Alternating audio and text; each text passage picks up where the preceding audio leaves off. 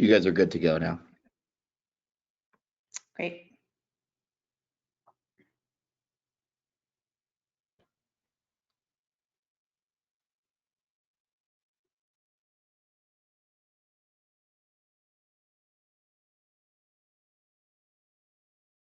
Hello, everyone, and welcome to this week's Wednesday Wisdom on 7 things we learned at RSA.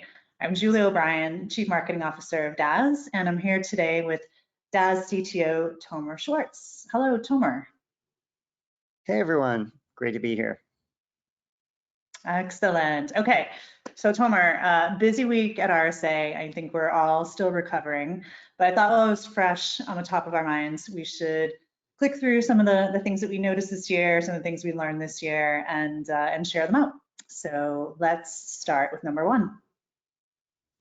Okay, so I wanted to start off with the Innovation Sandbox. We were so thrilled as Dazz to make the top 10 finalists. This was an amazing experience with so many cool companies. The Sandbox Innovation team received, over 100 applications from companies that want to participate. And it was amazing to be on stage with so many strong competitors. So Tomer, I know you were in the room. You were actually doing the demo as part of our submission and our part of the contest. So what did you think? Wow, it's first it's cool, it's fun, it's obviously innovative, great questions. The format itself is interesting. But I think the primary thing there was just an opportunity to actually get together with the rest of the industry, to talk to smart people who had a chance to actually look at hundreds of different startup companies at our stage and pick the best ones and just have them probe us on the tech, on the product, on go-to-market, on everything. It's also great to be there on stage and have the opportunity for just much more exposure with that kind of audience. So after all of the presentations, we had so many people coming to our booth just to chat, and even in the following few days, we had so many different conversations that were the outcome of that competition. I know. What did you think? Yeah, I mean, so as a marketer, I loved it. I had never participated before, and so I was calling the experience is like American Idol meets Shark Tank. So, and you do feel like that intensity by design to be competitive, and there is a lot of pressure in the room. So again, great to be included. Hats off to Hidden Layer for taking first place. And congratulations to all of the finalists. So on to number 2. So it wouldn't be RSA if there wasn't a great party scene, and it's been a little tricky with the COVID years, just recently behind us. But I did want to shout out to both Insight Partners and Wiz for their parties. I would say Wiz absolutely took first place in my eyes for the food. The party was at the Murad, which is like an amazing restaurant in the city. And then Insight Partners had, I don't know, at least 1,000 people, maybe more, show up for their party with the Sugar Hill band. And I also heard that the Sentinel One party was hopping, but I just didn't get there. Did you happen to participate in any of these, Tomer? Yeah, actually, I think I've been to all 3 for a brief period of time. Like I was going back and forth, but it was just such a great experience to see some familiar faces from past lives. Like I feel like this RSA is really coming back to what it used to be pre-COVID.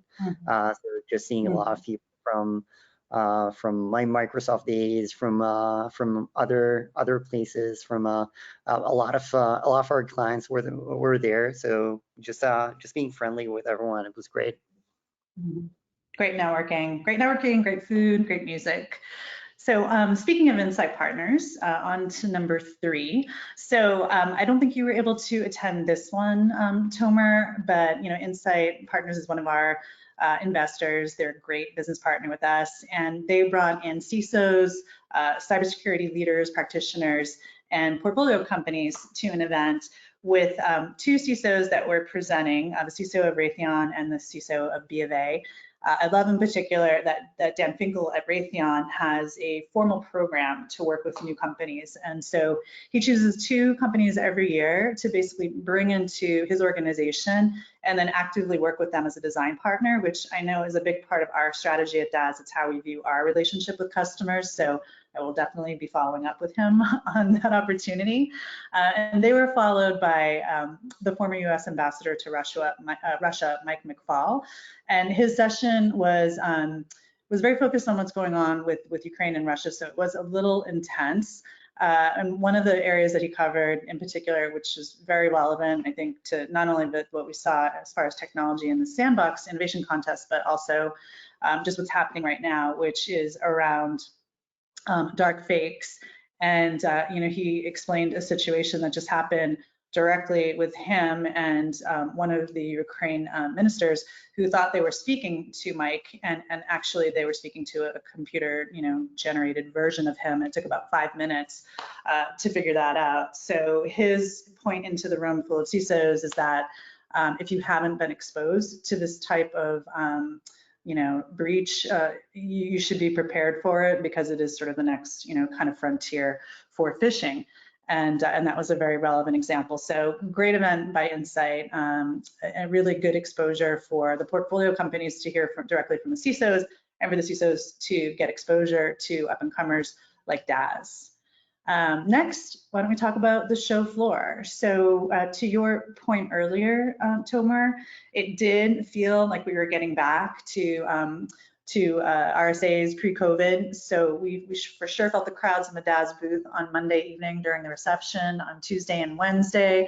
Thursday gets a little slow. I think everybody is getting tired from all the miles they're logging, walking back and forth between hotels and dinners in the convention center. But the Dazz booth looked great. I'm so proud of the team for how our brand showed up.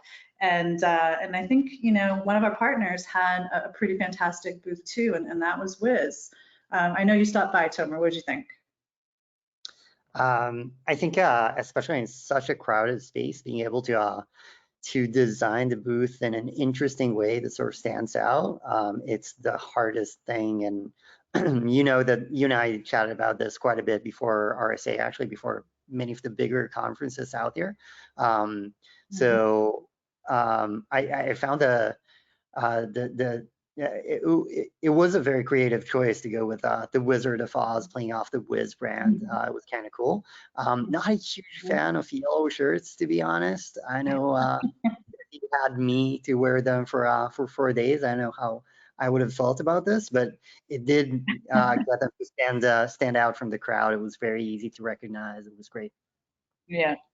I promise I won't do that to you, Tomer. I won't go the yellow brick road path. We'll stick with our Dazz coral color. How's that? I promise. So, all right. So number 5. So for those of you who weren't aware, there's a CSA runs an event kind of within event. So for those of us who are crazy in marketing, like why not do another event inside of a big event that's already happening? And so this is a great venue, really quality content. So we actually had a session there with Mike Britton, who's the CISO of Abnormal Security with Marav, our CEO and co-founder.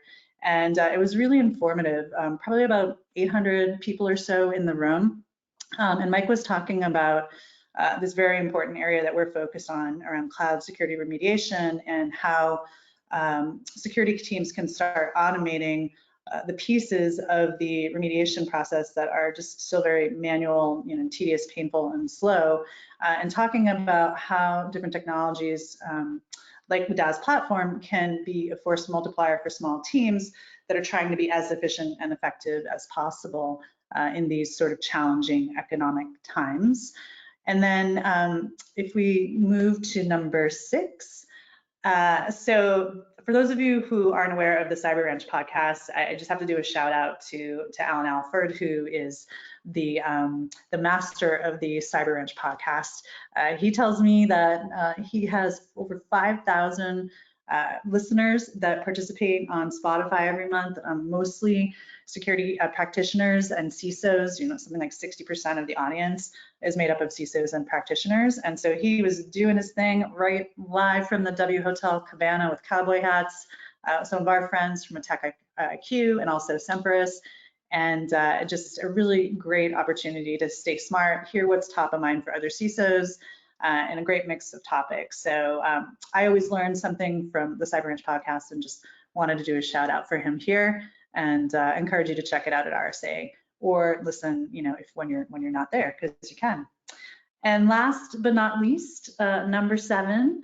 So Tomer, you were in back-to-back meetings. I feel like I barely saw you from Sunday to Thursday. I think I saw you probably like maybe 2 hours out of that whole time. Tell me, what you learned. I grabbed a couple of the themes that I heard here, but you were talking every day to practitioners, to CISOs, to folks that are working in DevSecOps, and what's top of mind? What did you feel like you learned and took away as the last of our 7 learnings from RSA? Yeah, I think, well, everyone who's coming to RSA is probably interested in securing their environment and reducing risk, but then the prime question is how, right? So in all of these meetings, the primary things that we talked about is really how do we actually protect the cloud? How do we actually look at all of these vulnerabilities and misconfigurations, and how do we help organizations fix them? So there were some really interesting questions. It feels like everyone already have their detection games really up compared to previous years. Like it feels like folks are getting more and more into the adoption cycle of some of the tools that cover the detection space. But then the new questions is like, hey, how do I navigate that data? How do I automate some of the manual processes? How do I make my team more efficient? How do I incorporate AI into these processes? So a lot of really interesting discussions on that, and hopefully in all of these meetings, I managed to help them figure some things out and figure out what is the right architecture for implementing all of this, and potentially using Dazz in that process as well. Excellent. Yeah, I agree. Well, it feels like it's the right time and place to help teams get cloud security remediation right from start, using some of this technology as a force multiplier, and really thinking about the problem from a data lens, and using automation wherever possible, and AI to make sense of that data into actionable insights. So that's what we have for you. Thank you so much, Tomer, for sharing your thoughts with me on the 7 things we learned at RSA this year. And I encourage everyone to join us for another week of Wednesday Wisdom. You can see all of the topics and upcoming sessions available on dazz.io, and look forward to seeing you next time. Thank you. Thank you.